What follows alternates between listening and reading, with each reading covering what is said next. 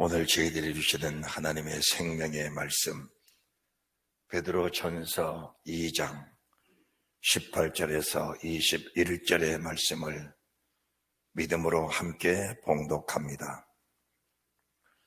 베드로전서 2장 18절에서 21절의 말씀입니다. 사환들아, 범사에 두려워함으로 주인들에게 순복하되 선하고 관용하는 자들에게만 아니라 또한 까다로운 자들에게도 그리하라. 애매히 고난을 받아도 하나님을 생각함으로 슬픔을 참으면 이는 아름다우나 죄가 있어 매를 맞고 참으면 무슨 칭찬이 있으리요. 오리 선을 행함으로 고난을 받고 참으면 이는 하나님 앞에 아름다우니라. 이를 위하여 너희가 부르심을 입었고 그리스도도 너희를 위하여 고난을 받으사 너에게 본을 끼쳐 그 자체를 따라오게 하려 하셨느니라. 아멘. 오늘 본문의 말씀 속에서 21절의 말씀을 보시면은 이를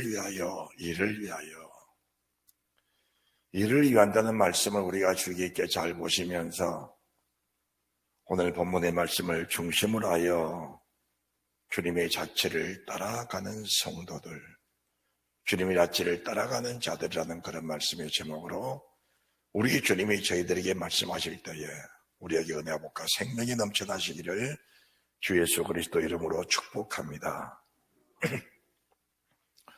우리가 지난 주님의 날 낮예배 때 2장 18절 말씀을 중심으로 하여 하나님의 사환들이라는 말씀으로 말씀을 하나님이 저희들에게 선포해 주셨습니다.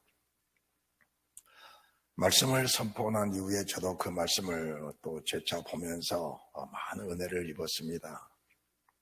정말 우리가 하나님의 사환으로서 모세는 하나님의 집 맡은 사환으로 충성을 다하였고 우리 주님은 집주인으로 또 충성을 다하시는 그 모습처럼 사환들은 두려움으로 주님께 순복을 하되 선하고 관용하는 자들에게만 아니고 또한 까다로운 자들에게도 그렇게 하라는 말씀, 선하고 관용하는 말씀만 우리가 순종하는 것이 아니고 까다로운 말씀까지라도 순종해 나가는 그런 믿음의 사람들이 되는 것은 선하고 관용하는 말씀을 주시고 나서 까다로운 말씀으로 그 말씀들을 열매가 되어 가시는 그 하나님의 은혜를 우리가 알아야 된다는 것을 말씀해 드렸습니다.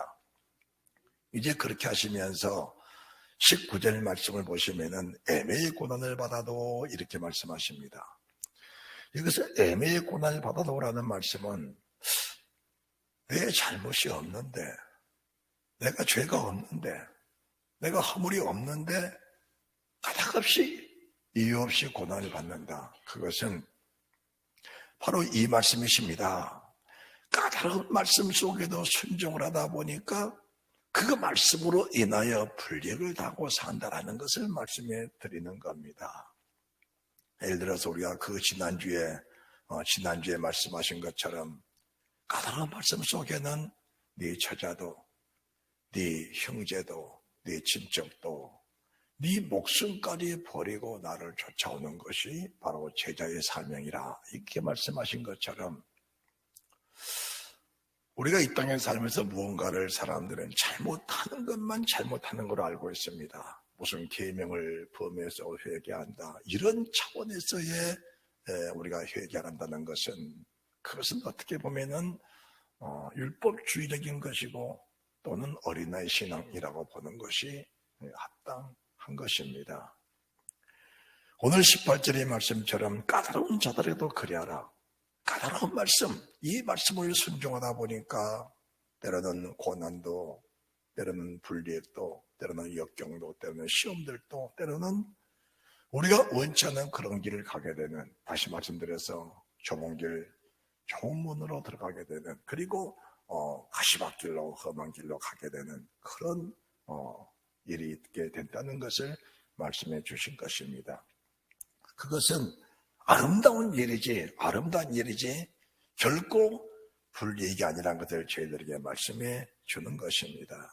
그렇다면은 죄가 있어 매를 맞는 것은 어떤 것이냐? 죄라는 것은 우리 인생의 삶 속에서 가장 추한 것이 바로 본문의 모습입니다. 죄라는 것은 사탄의 올무입니다.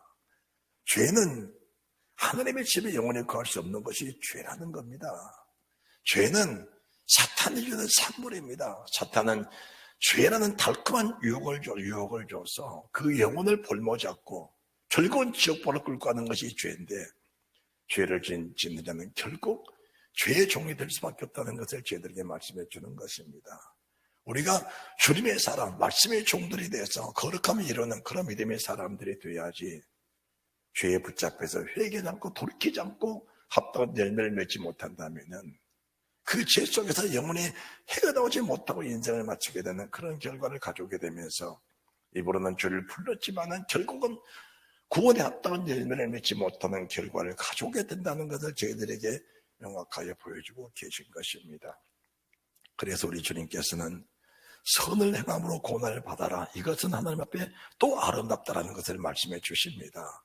애매히 고난받는 것도 아름다운 일이고 선을 행하면서 고난받는 것도 아름다운 일이다라는 것을 말씀해 주시면서, 우리가 21절 말씀 보시면은 이를 위하여 너희가 부르심을 입었으니, 이를 위하여 부르심을 입었으니, 우리가 이 말씀을 보면서 우리를 부르시는 하나님의 목적과 하나님의 뜻이 어디 계시냐, 우리를 부르신 하나님의 계획과 목적은 선하고 관용하는 말씀을 주셔서 그 말씀을 이루시는 그 은혜, 그리고 우리의 까다로운 말씀 속에서도 열매를 맺히게 하시는 그 은혜 속에 강하게 우리를 붙들어 주셔서 결국은 자든지 깨든지 주님과 영원히 함께 하시는 이 땅에 살면서 주님과 함께 있고, 이 땅을 떠나서 영원히 주님과 함께 사는 그 영광스러운 은혜를 허락하시려고 우리를 부르셨다 하는 것을 저희들에게 말씀해 주신 것입니다. 그러면은 우리 주님이 이 땅에 오신 그 목적이 무엇이냐라는 것은, 세상 모든 사람들이 주님이 사시는 모습을 보면서 그 모습을 따라오라고 주님이 우리에게 시뮬레이션입니다. 세상 모든 사람들에게 천국은 이렇게 가는 것이다라고 보여주신 것이 주님의 삶이라는 것을 말씀해 드리는 겁니다. 그렇게 드린 겁니다. 그렇다면 우리가 이 말씀을 보면서 과연 주님의 자체를 따라갈 사람이 누구냐, 그리고 어떻게 따라갈 수 있느냐. 인간이 따라갈 수 없기 때문에 뭐가 생겼어요? 자유신학이라는 게 생긴 겁니다. 신신학이 생긴 겁니다. 흑인신학이 생겼고 여성신학이 생겼고 가진신학들이 생겨서 인간이 사는 세상 속에 말씀을 합리화시키면서 세상을 살도록 그렇게 만들어버린 것이 사람을 죽이는 독의 신학이라는 것을 저희들이 알아야 된다는 겁니다.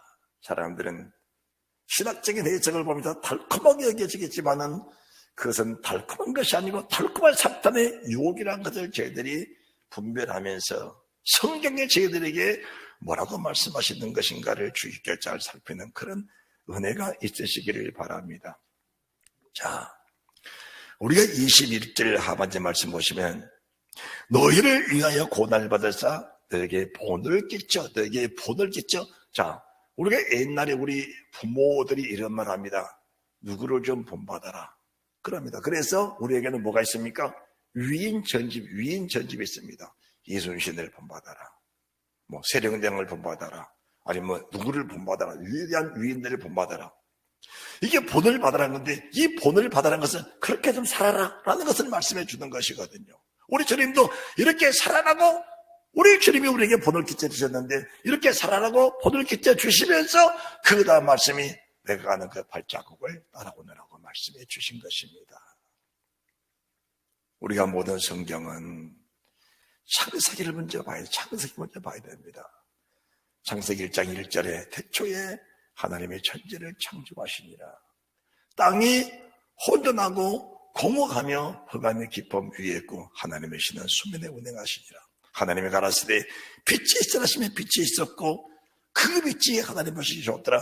하나님의 빛과 어둠을 넣어서 빛을 낮이라 칭하시고 어둠을 밤이라 칭하시니라. 이렇게 말씀하면은 빛과 어둠은 낮과 밤을 비추는 빛이야, 이렇게 사람들이 이야기해 쉬운데 그건 아니라는 겁니다. 여러분들이 창세기 1장을 먼저 보시면서 어떻게 주님의 그 본을 보이신 우리 주님의 우리가 그 자취를 따라갈 수 있는 것인가를 우리 자신들이 스스로 분별하면서 이렇게 살면은 우리 주님이 가신 그 발자취를 자연스럽게 따라갈 수 있는, 그리고 그 길을 벗어나면 오히려 불편하고 괴롭고 아프고 고통스러워서 견딜 수 없어지는 그런 결과가 생겨난다는 사실을 믿으시기 바랍니다. 자, 1장 1절입니다. 태초에 하나님이 천지를 창조하시니라. 땅이 혼돈하고 공허하며 흑암의 깊음 위에 있고 하나님의 신은 수변에 운행하시니라. 하나님의 가라사대 빛이 있으라 하시면 빛이 있었고 그 빛이 하나님 보시기에 좋았더라. 천지를 창조가 나서 가장 먼저 지으신 것이 뭡니까? 빛입니다. 이 빛은 낮과 밤을 비추는 빛이 아닙니다. 낮과 밤을 비추는 빛은 16절 말씀 보시면은 하나님이 두 큰 광림을 만들었습니다. 해를 만들고 달을 만드셨습니다. 그리고 그 밑에 별과 별들을 다 만드시는 모습을 보게 되는 겁니다. 낮을 비추고 밤을 비추는 그런 빛은 16절에 창조하셨고 첫 번째 신 빛이 무슨 빛입니까? 이 빛이 이 빛 속에 거하는 자들만이 수면으로 운행하시는 하나님의 영광과 하나님의 능력 속에 붙잡혀 함께 살 수 있는 삶을 말씀하는 것이고, 어둠은 흑암입니다. 흑암은 깊음 위에 있습니다. 그리고 우리 주님 혼자 이 세상 천지 만물을 창조하고 수면에 홀로 운행하셨는데, 바로 빛 가운데 거하는 자만이, 빛의 역사 속에 있는 자만이 주님과 함께 만국을 다스리는 만물 위에 있는, 너희가 주도 하나요, 믿음도 하나요, 세례도 하나요, 하나님도 하나이시니 만유의 아버지시라. 만유 위에 계시고 만유를 통일하시고 만유 가운데 계시도다. 바로 이 빛 속에 거하는 자만이 만유 위에서 만유를 다스리고 만유 가운데 살면서 만유를 통치하는 그 은혜 속에 함께 거하시는 사람들이 이런 사람이라는 것을 말씀해 주는 것입니다. 우리 주님이 오실 때는 뭘로 오셨어요? 이 빛으로 오신 겁니다. 여러분들이 요한복음 1장 보시기 바랍니다. 요한복음 1장입니다. 요한복음 1장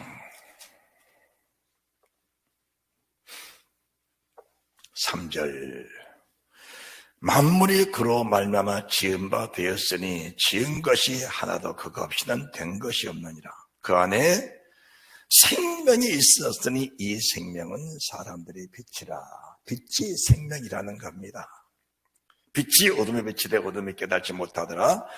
하나님께로서 보내심을 받은 사람이 났으니 이름은 요한이라. 저가 증거하러 왔으니 곧 빛에 대하여 증거하고 모든 사람으로 자기를 인하여 믿게 하려 함이라. 8절입니다. 시작. 그는 이 빛이 아니요 이 빛전에 증거하러 온 자라. 9절 시작. 참빛 곧 세상에 와서 각 사람에게 비치는 빛이 있었나니 그가 세상에 계셨으면 세상 그로 말미암아 진바되었을 때 세상에 그를 알지 못하였고 참빛 대신 예수 그리스도 빛이 있었을 때 빛이 있었고 그 빛 하나님 보시기에 좋았더라. 빛은 낮이고 어둠은 바로 흑암이라는 것을 저희들에게 말씀해 주신 이 빛입니다. 이 빛으로 주님이 오셨다는 것을 말씀해 주신 것입니다.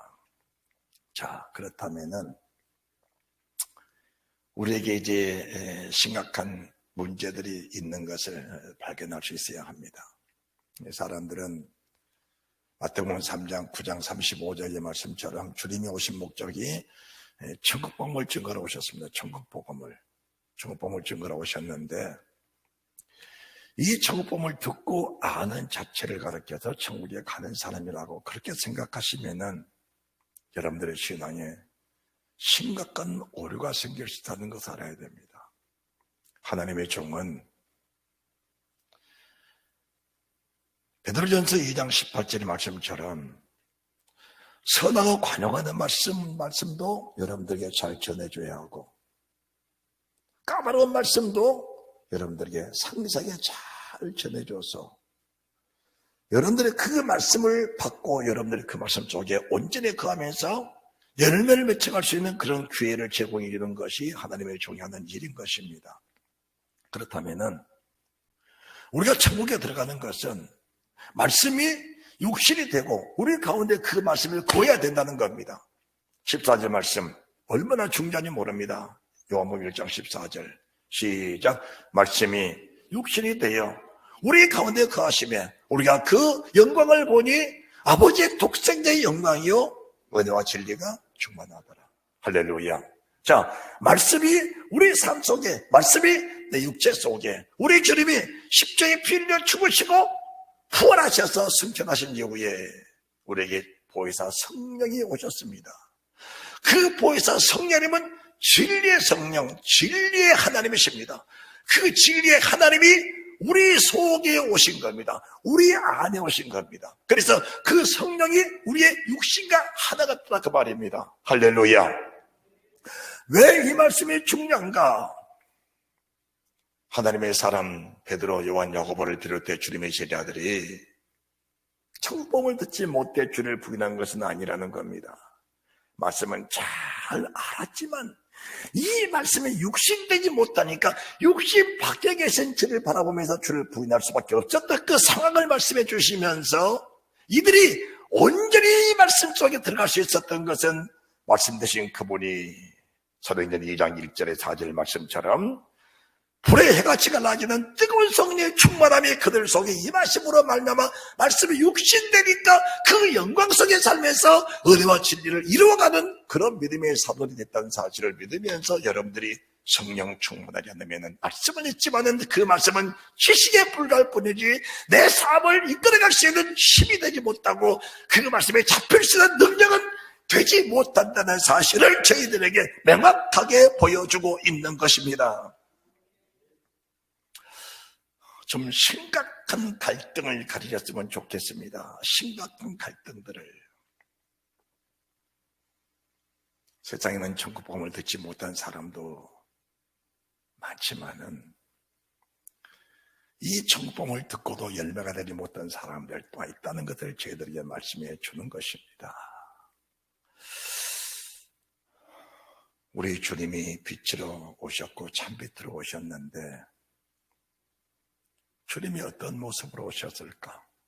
주님은 진리 속으로 오신 겁니다. 은혜와 진리로 오신 겁니다. 은혜와 진리로 오셨습니다.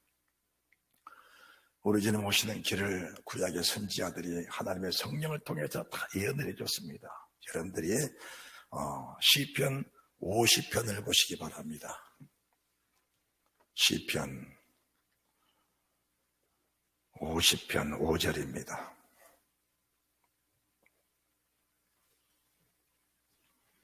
시편 50편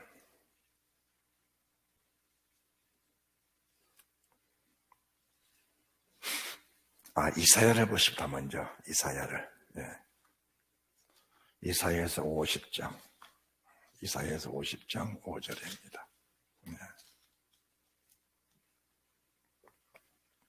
주 여호와께서 나의 귀를 열으셨으므로 내가 거역하지도 아니하며 뒤로 물러가지도 아니하며 나를 때리는 자들에게 내 등을 맡기며 나의 시험을 뽑는 자들에게 나의 뺨을 맡기며 수욕과 침뱉음을 피하려고 내 얼굴을 가리우지 아니하였느니라.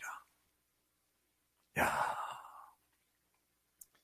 말씀을 받은 사람들의 모습이 이런 모습이 주님의 자체를 따라가는 사람들의 모습인데 여러분들 왜 우리가 이런 성경을 보면서 버겁게 여겨지지 않느냐? 왜 이런 말씀을 보면서 아이고 너무 힘들다 어렵다 이렇게 여겨지지 않느냐?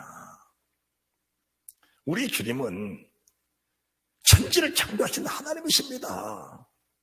그 영광스러움이 흠이 없으신 분이 하나님이신데 우리는 누굽니까? 우리는 사람들은 자기 신분을 가리켜서 이 세상적인 신분, 이 세상적인 지위를 말하고 싶어 합니다. 그러나 주님은 세상의 신분을 말씀한 적이 한 번도 없으십니다. 우리 주님은 세상에 오실 때는 종으로 오셨습니다. 종으로. 그리고 세상에 오실 때는 가장 낮은 곳으로 오셨습니다. 세상에 오실 때는 말구유로 오셨습니다. 말구유로. 말밥그릇으로 오셨습니다. 목수의 아들로 오셨습니다. 천지를 창조하신 하나님의 40일을 줄이고 금식하시면서 배고파하신 분이 주님이십니다. 수많은 사람들에게 매를 맞았고 수많은 사람이 주님의 수염을 뽑았고 등을 때렸습니다. 그리고 욕을 하고 얼굴에 침을 뱉었습니다. 그런데 그 자체를 주님이 피하려고 하시지를 않았다는 겁니다. 여러분들, 이것이 뭘 말한가? 5절 말씀 다시 보십시다. 시작. 주 여호와께서 나의 귀를 열으셨으므로 내가 거역지도 아니하며 뒤로 물러가지도 아니하며. 말씀을 들었을 때 따라합시다. 말씀을 듣는 귀가 열려야 한다. 말씀을 듣는 귀가 열려야 그 다음 말씀 6절의 말씀을 이룰 수 있다는 겁니다. 말씀을 성령으로 말씀이 선포될 때 내 안에 계신 성령님이 그 말씀을 흡수해 들어오셔야 그 말씀을 이룰 수 있는 능력이 내 속에 있게 되는 겁니다. 여기서 말씀을 듣는 귀라는 것은 우리 인간이 말하는 청각을 말씀하는 건 말하는 건 아닙니다. 말씀을 듣는 귀라는 것은 내 속에 계신 주님과 밖에서 말씀하신 그 하나님이 하나가 돼서 그 말씀을 선포할 때마다 그 말씀이 내 속에 성령으로 이끌려 말씀이 흡수되어가는, 말씀이 육신되어 우리 가운데 거하시는 그 영광이 나타나는, 말씀이 육신되어 우리 가운데 거하시는 그 영광 속에 사는, 그래서 우리 속에 은혜와 진리로 충만해 그 말씀이 자연스럽게 이루어지는, 그리고 그 말씀이 한치라도 벗어날 때 아픔과 고통과 괴로움 속에 몸부림칠 수밖에 없는, 회개하지 않고는 견딜 수 없는 그 상태를 가르쳐서 말씀을 들을 수 있는 귀가 있는 사람이라고 말씀을 드리는 겁니다. 할렐루야. 6절입니다.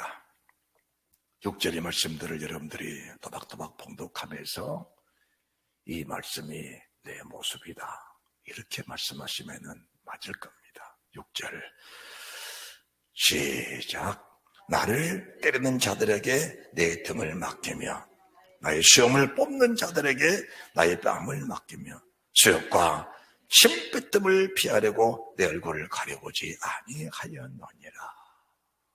7절의 말씀, 주 여호와께서 나를 도우심으로 내가 부끄러워 아니하고 내 얼굴을 부싯돌같이 굳게 하였은즉 내가 수치를 당치 아니할 줄을 아노라. 이렇게 사니까, 이렇게 가니까 우리 하나님이 그 얼굴을 굳세게 붙들어 주셨고 마지막 날까지 내 영혼이 수치를 당치 않게 하시는, 영광의 부활체가 수치를 당치 않게 하시는 하나님의 은혜를 부어주신 분이 주님이라는 겁니다. 이사야 53장 말씀을 다시 보십니다. 우리의 전한 것을 누가 믿었느냐? 1절입니다. 여호와의 팔이 네게 나타났느냐? 그는 주 앞에서 자라나기를 연한 숨 같고 마른 땅에서 나온 줄기 같아서 고운 모양도 없고 풍채도 없은즉 우리의 보기에 흠모할 만한 아름다운 것이 없도다.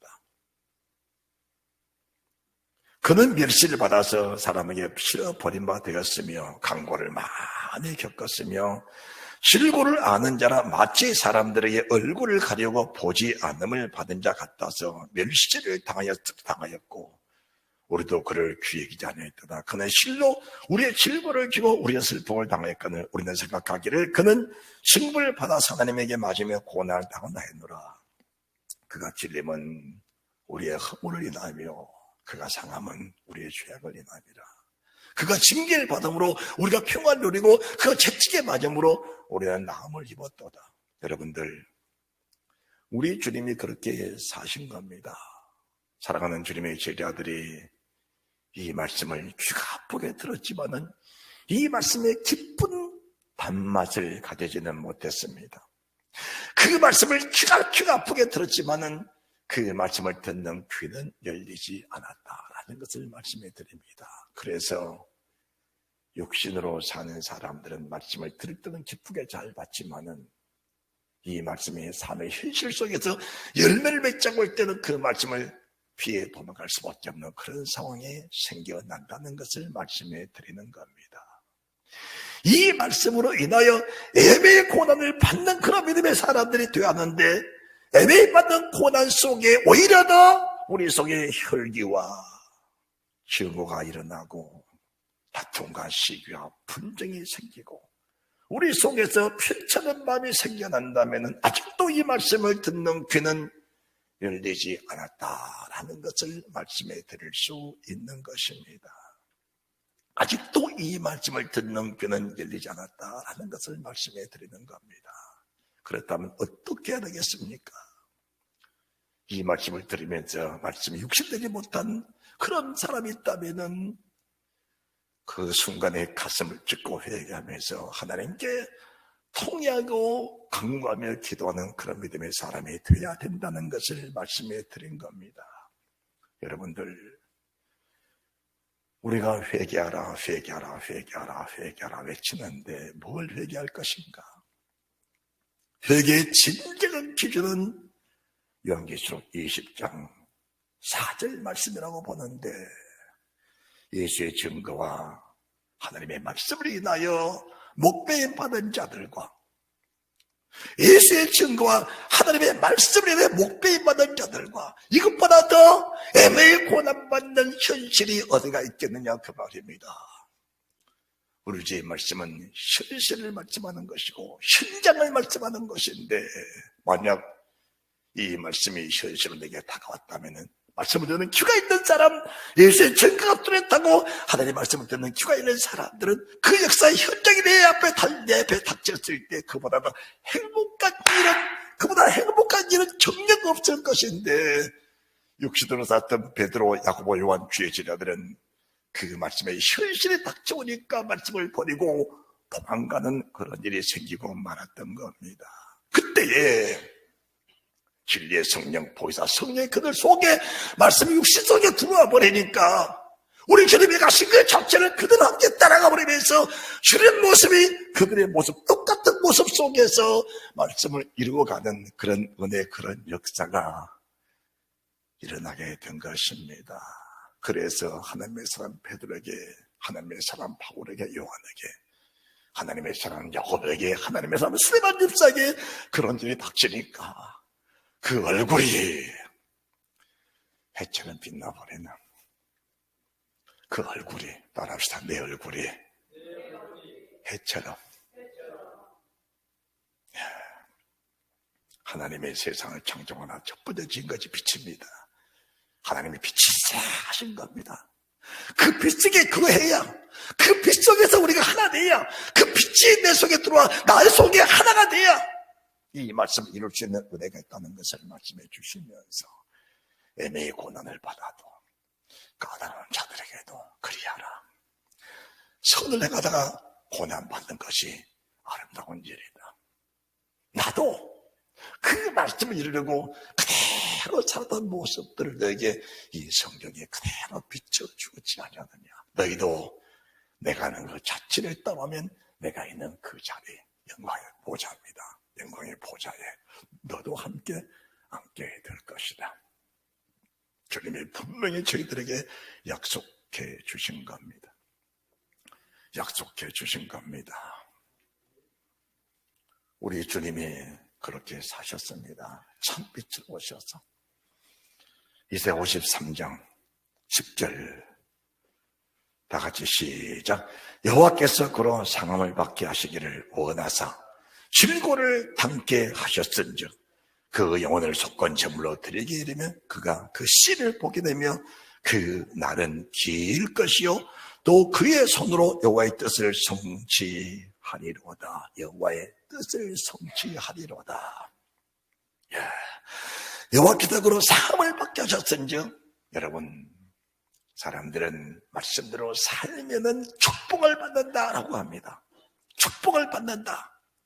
그 축복을 받는 개념 자체가 물질의 축복도 축복이지만은 정녕 진정한 축복은 내 영광의 부활체가 하나님 보좌와 함께 있는 그 영광의 상태를 가르쳐서 우리 기독교적인 신앙은 최고의 축복이라고 하는 겁니다. 최고의 축복이라고 하는 겁니다. 그 영광의 축복 속에서 이 땅에서 주의 뜻을 이룰 수 있도록 하나님이 우리에게 때로는 명예도 주시고 때로는 건강도 주시고 때로는 물질도 주시면서 부와 영광, 기와 총기를 함께 올려주시면서 그 나라 그의 의를 이룰 수 있는 믿음의 사람으로 세워가는 것이 하나님의 거룩한 목적인데 신령한 영적인 능력은 저버려버리고 이 땅에 사는 축복만 원한다면 그것이 정녕 믿음의 사람의 진실한 모습이겠느냐라는 것을 말씀해 드리는 겁니다. 사람들은 자기 뜻대로 안 된다고 원망 많이 하지요. 불평 많이 하지요. 여러분들 그런 초등신앙에서 빨리 벗어나야 합니다. 오늘 우리가 10절 말씀 보시면 여호와께서 그로 상함을 받게 하셨다. 여호와께서 하나님께서 누구에게? 독생자 아들에게 그 독생자 아들이 누굽니까? 여호와의 본체 바로 하나님 당신이라는 사실을 우리가 아는 겁니다. 이 말씀하시고 나서 그 말씀하신 하나님이 이 땅에 오셔서 그 말씀 그대로 그냥 고난을 받아버린 겁니다. 그 말씀 그대로 십자가에 죽어버린 겁니다. 그리고 나니까 그 말씀 그대로 영광의 부활체로 다시 살아나셔서 부활의 천년마가 되셨고 하늘로 올려오신 그 영광 속에 우리가 흠모하고 사랑하는 그 이름 예수, 그 이름 하나님의 이름이 됐다는 사실을 저희들에게 말씀해 주신 겁니다. 할렐루야. 이 말씀 보시면서 마태복음 26장을 보시기 바랍니다. 마태복음 26장 47절입니다.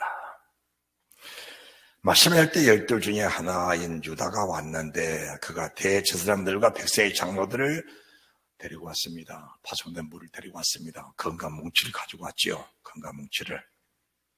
네.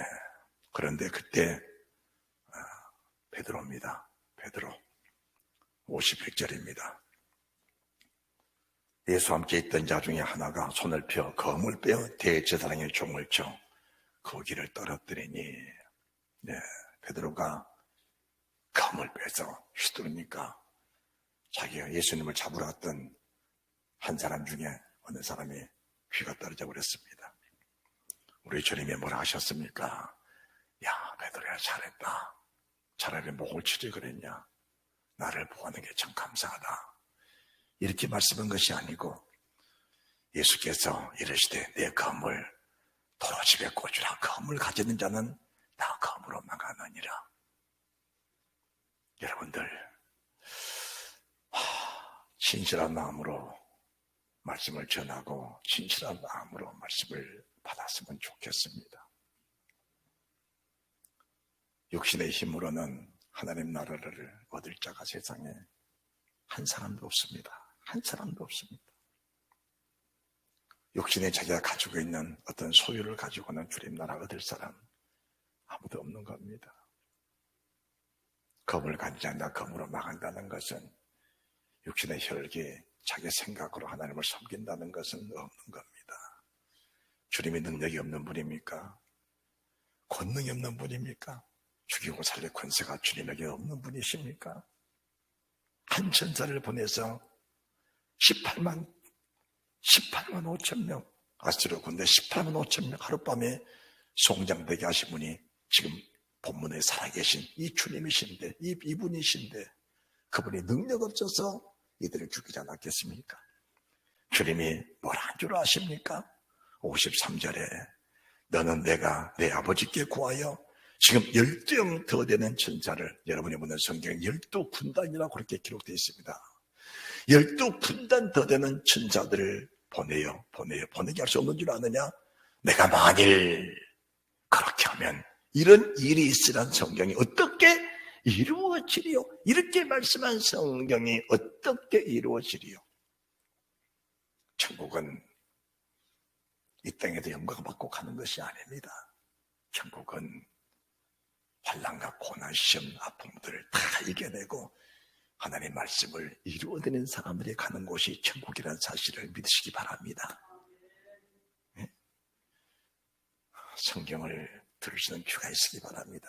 까다로운 말씀, 애매히 고난받는 말씀, 선을 행함으로 고난받는 그 말씀 속에서 하나님 말씀의 열매들이 나타나게 되는 것이지.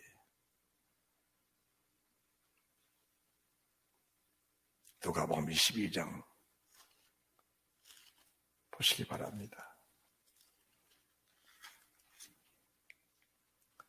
우리 주님이 하시는 모습을 보셔야 됩니다. 주님은 하나님이시오 하나님의 아들이신데 39절 예수께서 나가다 습관을 쫓아 감람산에 가시며 제자들도 쫓았더니 그곳에 이르러 저에게 이르시되 시험에 들지 않기를 기도하라. 따라하세요. 시험에 들지 않기를 기도하라. 무엇을 먹을까, 무엇을 마실까, 무엇을 입을까? 그건 아니에요. 그건 아닙니다. 말씀 주실 때, 까다로운 말씀 주실 때, 애매히 고난 받을 때, 선을 행함으로 고난 받을 때, 시험 들지 않도록 기도하라. 그 말씀을 이루도록 기도하라. 까다로운 말씀 주실 때, 애매히 고난 받을 때, 선을 행함으로 고난 받을 때, 시험 들지 않도록 기도하라. 오늘 우리가 지금 좋은 일 하고 있지 않느냐? 이러다가 잡혀 죽는 것은 가장 아름다운 일이다. 이런 일 당할 때, 믿음으로 살다가 받는 어려움들이 당할 때, 불직을 당할 때, 믿음으로 살면서 남인에게 뺨을 때리고 수욕을 줄 때, 시험에 들지 않도록 기도하라. 그를 대적하지 않도록 기도하라. 그를 대적할 마음에 울분이 쌓이지 않도록 기도하라. 네 속에 혈기가 사라지도록 기도하라. 육신의 정력이 사라지도록 기도하라. 아멘 안 하세요? 내 육신의 생각이 사라지도록 기도하라. 하나님의 성령 진리의 성령에 안에서 열매가 맺혀가도록 그분이 풍성해지도록 그분이 충만해지도록 그분이 역사 현장을 이끌어가시도록 그분이 일하시도록 기도하라. 내 육신 내 목숨을 그분께 맡기도록 기도하라. 기도하라. 42절 어떤 기도를 할 것인가? 가라사대 아버지요, 지금 주님이 가신 길을 우리가 따라가는 겁니다. 그 자체를 따라가는 겁니다. 아버지요, 만일 아버지 뜻이거든 이 잔을 내게서 지나가게 하옵소서. 그러나 내 원대로 마시고 아버지 원대로 되기를 원하나이다. 이 기도는 저희들의 필수 기도라는 사실을 말씀해 드린 겁니다. 그러시면서 우리 주님이 얼마나 몸부림을 치셨냐. 예수께서 힘속에서 더욱 간절히 기도하시니 땀이 땅에 떨어지는 핏방울처럼 됐다. 아버지여, 이 잔을 내게서 지나가게 하옵소서. 그러나 내 원대로 마옵시고 아버지 원대로 되기를 원하나이다. 이 고백을 하니까 누가 왔어요? 누가 왔어요? 하나님의 천자, 하나님의 사자들이 돕는 힘을 준 겁니다. 정상적인 믿음의 기도는 우리 힘으로 하는 게 아닙니다. 하나님의 성령의 역사하는 기도입니다. 하나님의 힘이 꿀까는 기도다 그 말입니다. 이렇게 기도하니까 주님의 땀방울 땅에 떨어지는데 핏방울처럼 됐다라는 것을 말씀해 드립니다. 여러분들, 우리가 오늘 예배를 우리 말씀을 시작하면서 창세기 1장 3절 4절 말씀을 함께 봉독을 했는데, 우리가 수메의 일을 운행하시는 하나님과 함께 거니는 그런 은혜가 있으면은 세상을 다스릴 권세가 있는 겁니다. 그 속에는 어둠도 있고 흑암 사망 다 있습니다. 다 주님 발 아래 있는 겁니다. 그런데 어둠 속에 잡혀 보십시오. 어둠은 밤입니다. 어둠은 사망입니다. 악한 영의 세계입니다. 그 세계에 붙잡혀 사는 자가 어떻게 수메의 일로 살 수가 있겠냐 그 말입니다. 그것은 어둠에 잡힌 세상 권세 안에 있는 것들이지 결코 빛의 사람이 아니라는 것을 말씀해 드리는 겁니다. 그러시면서 우리가 어떻게 살아야 될 것인가 이제. 주님은 그렇게 사셨다. 그러면 나는 어떻게 살 것인가? 데살로니가전서 5장입니다. 데살로니가전서 5장. 형제들아, 때와 시기에 가나에는 너에게 쓸 것이 없으면 1절입니다. 주의 날이 밤이 도래같이 이를 줄을 너희 자신이 자세히 아니라 저희가 평안하다 안전하는 그때에 잉태된 여자에게 해상 고통 이런 것 같이 멸망이 호련히 저에게 이르리니 결단코 피하지 못하리라. 형제들아, 너희는 어둠에 있지 아니함에 그날이 도래까지 너희에게 임하지 못하리니. 흑암에 잡힌 자들, 어둠에 잡힌 자들, 말씀을 주셔도 그 말씀을 들을 수 있는 귀가 없는 사람들, 육신의 청각으로 그 말씀을 들었지만 그 말씀이 열매되지 못한 사람들 가르쳐서 말씀을 들을 줄을 알지 못한다고 주님이 그렇게 말씀을 하신 겁니다. 그렇다면 이런 사람들은 주님의 재림을 전혀 알지 못하고 주님 맞을 준비를 하지 못한 상태라는 것을 말씀해 주시면서 이런 사람을 가르쳐서 밤이라고 하는 겁니다. 다시 말씀드립니다. 하는 여자가 은 30을 받으려고 밖으로 나가니 주님 말씀했습니다. 저에게는 밤이다 라고 이렇게 말씀을 하신 겁니다. 저에게는 밤이다. 어둠에 잡혀버리니까 돈밖에 모르는, 어둠에 잡혀버리니까 자기 권세, 자기 능력밖에 모르는, 어둠에 잡혀버리니까 세상 권세를 가지고 자기의 뜻대로 살고자 그런 마음, 어둠에 잡혀버리니까 내 온대로 마수감이 뜻대로 되게 원하는 그런 기도보다 하나님 내 뜻대로 되지 않으면 안 된다는 그런 마음을 가지고 있는 사람들, 내 뜻대로 안 되면 안 된다는, 내 계획대로 안 되면 안 된다는, 내가 하고자 하는 대로 안 되면은 임나오는, 내 뜻대로 안 되면 안 된다고 하는 임나오는 그런 상황을 가르쳐서 진정한 믿음이라고 보기는 어렵다는 것입니다.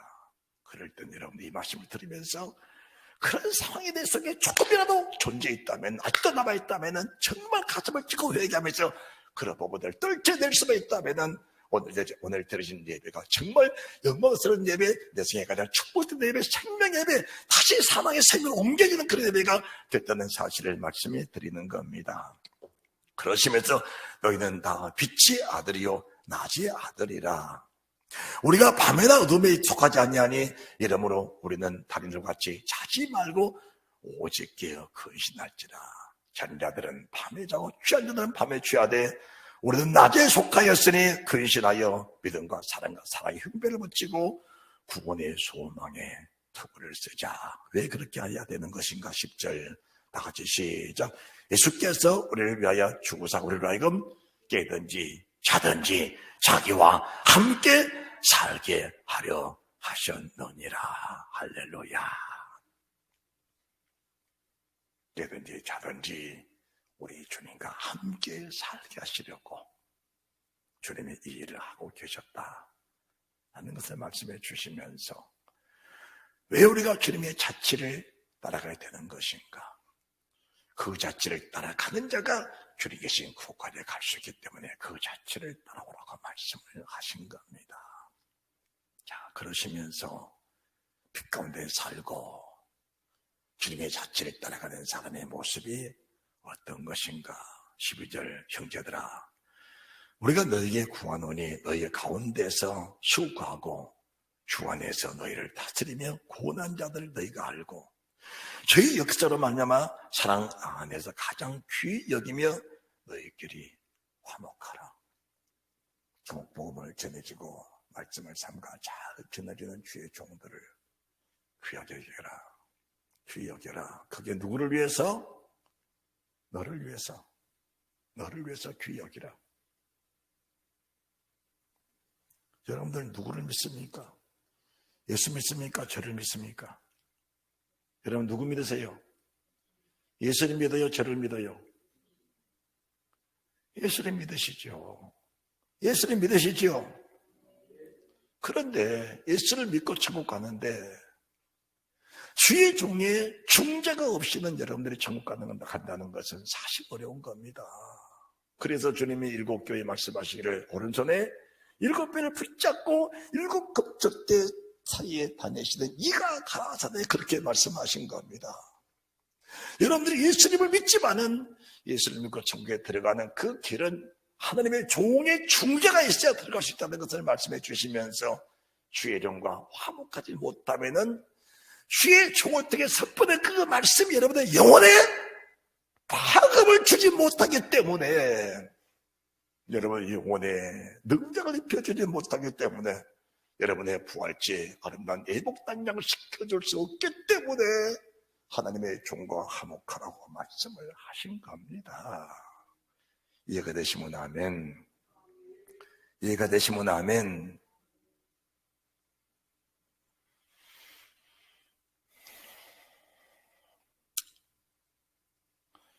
또 형제들아 너희를 권면하노니 규모 없는 자들을 공개하며 마음이 약한 자들을 아니하고 힘이 없는 자들을 붙들어주며 모든 사람을 대하여 오래 참으라. 욕심의 권세를 가진 사람들과는 정반대잖아요. 욕심의 권세 있는 사람들은 자기보다 높은 상전들은 벌벌 깁니다. 그런데 자기보다 낮은 사람들은 종처럼 부스리고 다스리러 가는 것이 그런 사람들의 모습입니다. 내가 힘이 떡을 가질 때 힘없는 사람들은 불쌍히 여기지 않는 겁니다. 저는 여러분들에게 주님의 이름으로 권하고 싶습니다. 주님처럼 사셨으면 좋겠습니다. 우리 주님은 힘없고 연약하고 병든 사람들 한 번도 그 위에 굴림해 본 일이 없으십니다. 그런데 권세자들, 대제사장, 바리새인, 장로, 서기관들, 자기를 죽일 권세가 있는 본디오 빌라도 앞에까지 주님은 결코 굴복당해 본 일이 없으신 주님이십니다. 여기서 있는 주의 종도 약한 사람 앞에 굴림해 본 일은 없습니다. 그러나 강한 사람 앞에 내가 피곤하게 굴어본 일도 없다는 사실을 여러분들에게 말씀해 드리는 겁니다. 강한 사람에게는 한없이 강하고 약한 사람에게는 한없이 약한 겁니다. 가난하고 힘없고 배고픈 사람들은 한없이 먹이고 싶고 내 옷을 벗어서라도 따뜻하게 해주고 싶고 어떻게든 그들을 붙들어 주고 싶은 그런 마음이지요. 그러나 말씀을 줘도 받지 않고 자기의 힘, 자기 능력, 자기 권세 부리는 사람 앞에 내가 한 번도 굴복해 본 일은 없다는 사실을 말씀해 드리면서 주님 가신 그 길이 과연 어떤 길인 것인가를 저희들에게 명확하게 보여드리게 되는 겁니다. 우리 주님도 그렇게 하신 겁니다. 심령에 가난한 자에게는 하나님이 천국까지 주신 분이고 애통하는 자에게는 끝까지 이루하신 분이 주님이신데 오만하고 교만한 자들은 주님이 끝까지 대적하셔서 그들이 넘어지기까지 그들이 지옥 가기까지 하나님이 대적하시는 그 모습을 저희들이 두 눈으로 똑똑하게 본 겁니다. 그래서 주님은 회개라는 것은 가장 연약한 심령들이 회개라는 것인데 니글 보는 연약한 마음을 가지고 정말 상할 때 같은 꺼려가는 심리 같은 마음을 하나님 앞에 회개하느냐 하나님 그걸 보시면서 상할 때는 꺾지 않는다. 꺼려가는 심리 꺼려가는 등불도 절대로 끄지 않는다. 그러나 대제사장들 내가 다 꺾어버렸다. 장로들 다 꺾어버렸다. 능력 힘이 있다고 하는 사람은 다 꺾어버렸다. 어떤 장수도 내 앞에서는 이길 자가 없었다. 주님의 금성을 여러분들이 주의 깊게 잘 보시면서 주님을 따라가는 발자취가 과연 무엇인가 하는 것을 주의 깊게 잘 판단하고 분별할 수 있는 그 은혜가 있으시기 바랍니다. 할렐루야. 그래서 주님이 요한복음 14장 6절에 내가 길이다, 내가 진리다, 내가 생명이다, 나로 말미암지 않고는 아버지께 올 자가 없다. 내가 길이다, 내게 길을 따라와야 된다. 내가 진리다, 내 말씀을 듣는 귀가 있어야 된다. 내가 생명이다, 나로 말미암지 않고 나에게 없이는 나를 통하지 않고는 절대로 주님 나라 갈 수 없다라는 것을 말씀해 주시면서 주님의 자치 함께 따라갈 수 있는 그분의 말씀을 들을 수 있는 귀가 열리는 그분의 소원이 무엇인가를 이루어드릴 수 있는 그분의 말씀을 이루어드릴 수 있는 그런 믿음의 사람들이 되시기를 바랍니다. 따라합시다. 주님, 내가 겸손하게 주의 말씀을 받았습니다. 여러분의 기도의 제목을 드립니다. 오늘 신 말씀을 내 가슴속에 깊이 새기면서 그 말씀이 주의 음성인 줄 믿고 그 말씀 이루어드리기를 최선을 다하겠습니다. 하나님, 연약한 종을 붙잡아 주옵소서. 연약한 말씀 앞에 종을 붙잡아 주옵소서. 정말 통할 수 있는 그 은혜가 있으시다면 우리가 주님을 따라가라고 하지 않아도 하나님의 성령 제자들을 자연스럽게 흡수시켜서 말씀이 육신의 우리 가운데 오셔서 얻어가지를 초원하여 거기에 따라갈 수 있는 그 길을 하나님이 열어주시는 그 은혜가 있게 될 줄 믿습니다. 하나님의 위대한 은혜와 생명과 복이 넘쳐가시기를 주 예수 그리스도 이름으로 축원드립니다.